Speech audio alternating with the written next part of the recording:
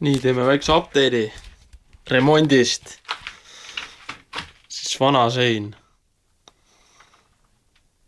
Pole ka ime, miks ta sooja ei hoia, sest et siin on mingi hiirepesa igal pool.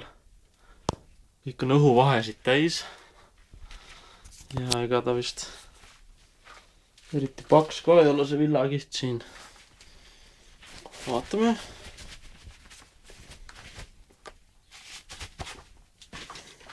Siit. Ja 5 sentimeetrit.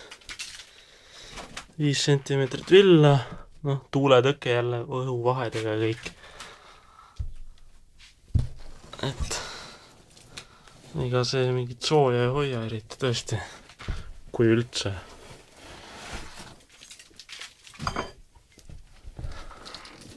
Siin on isegi.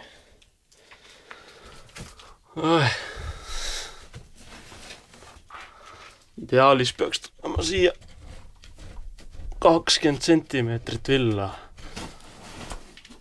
Nüüd uus sein.